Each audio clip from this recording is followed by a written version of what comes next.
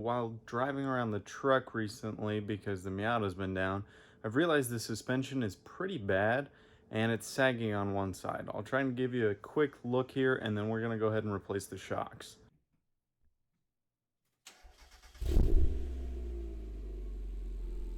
It is pissing rain, but you know, grind don't stop. So that one I can fit basically my whole hand in. This side, it's a lot tighter. I'm having to hold my thumb over. So what I'm thinking happened is this one topped out and then has started to leak.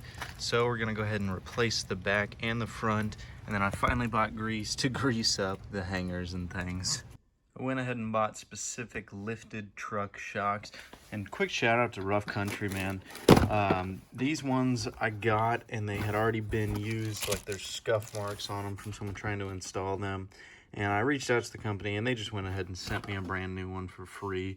So a big shout out to Rough Country, great customer service, really dig them. See how they feel on the car. This is how they're supposed to look. They got a big strap that goes all along. The length of it makes it a lot easier to install. So gonna go ahead and lift up the car, get the other ones off, throw these on there. Okay, so I got the old ones off in the middle there. You can just see the size difference between the oil housing, how much larger that is. But these are specifically for off-roading and lifted vehicles. So it was quite easy. It was just one bolt and a nut down there. One end was a 16, one end was an 18. And then at the top, it was just one 18 nut to get off.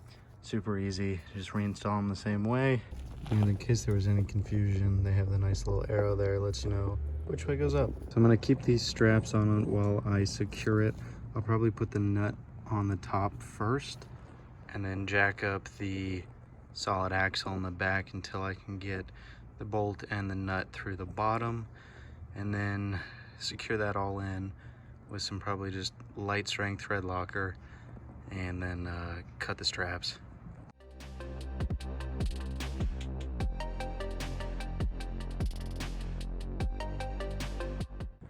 Okay, so now I have both sides secured at the top. I'm gonna lift this because I also have jack stands down there. So this is independent right now. So I'm gonna lift it up and then throw the bolt and the nut through there and then secure them all down to torque, to spec. Now, like I said, I'm just gonna use some thread lock. I lowered this one to get it in and both of the straps holding it in place on both sides just popped. So that was a little terrifying, but they're in now. Yeah, we'll just go ahead and drop some of this on there. And it should be good.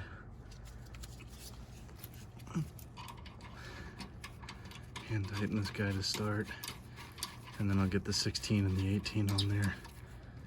Yeah, because it's just gonna spin. Back on the ground. And then I also went ahead and re-greased the hangers. Oddly enough, it still didn't fix the gap issue on this side. So that's concerning, leads me to believe there's something else wrong. But it feels a lot better, so probably won't get to the fronts tonight, but I will do the fronts and then we'll take it for a drive, see how it feels.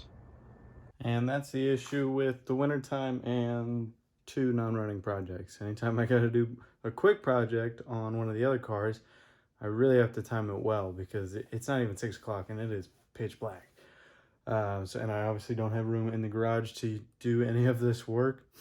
So it makes it difficult, but I'll be done with the Miata here soon and then hopefully can get some more space to sort of tinker around with that guy, try and figure out what the issue is. But for now, I do think the shocks are going to make quite a big difference because, like I said, it was pretty bouncy before.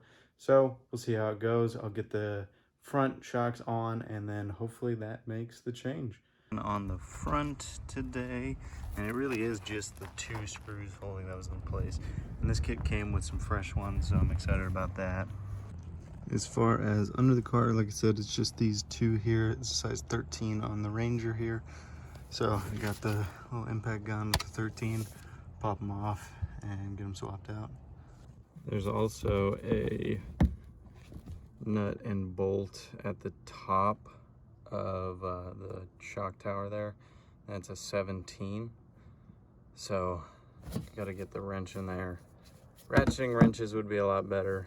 I'm heavily considering buying one for projects like this in the future because I feel like I have carpal tunnel now. Difference in the size on these guys is pretty funny though too.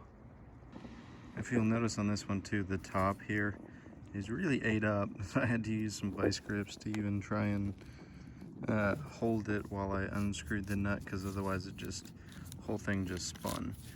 So on the other side, I might try to leave the bottom connected while I get that guy out. Hope it goes easier. But that also brings up the question of how do I get this guy in there? Because I'm fairly certain these two should go where the body is. But I know as soon as I cut this strap, whole thing's gonna expand. So I might see about just getting it fitted in there and see what I can do as far as cutting it. Try and get these two bolts, a washer, and then that grommet there off, and then try and thread it again through the top. Like I said, the kit came with replacements for these guys, but I was looking up top here. I'm not sure if they're gonna come out, so I got the persuader here. I already tried the dead blow hammer, but that didn't work, so see what we can do. Okay, so I did have to lift that side to try and get this guy under there. Feed it through the hole, just finger tight the screws on the bottom, and then it should be okay, just while we tighten the top. But I did get the grommets and other things off the top, so it should slide right on. We'll see how it goes.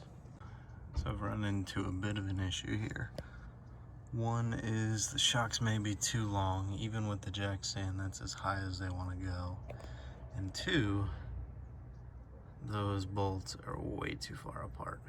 So even if I am somehow able to get it up further, these still need to come in.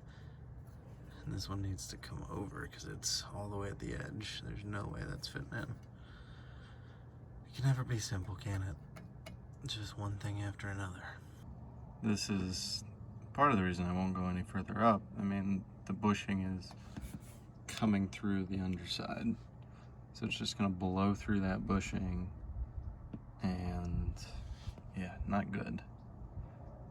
So may end up trying to cut the bushings in half. I don't know though. They're like pretty universal size.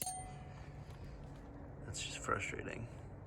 I think they're just too long. They're not gonna work. I'm gonna have to do something different here. Frustrating part on this one is that the back was super easy because it was the correct lift height. But even with the jack, these ones don't go up any further. They had 8 options for the rear height and only 1 option for the front height, which was I think 4 to 5.5 inches. And I only lifted mine about 3. So back fit perfectly, super easy install. The front is just too big, so I'm gonna have to reroute, try and find something else, and go from there. So I guess I'll just throw back on the old ones and make do for the time being. But I didn't really fix anything because the rear was, you know, wonky on one side, and it's still wonky on one side.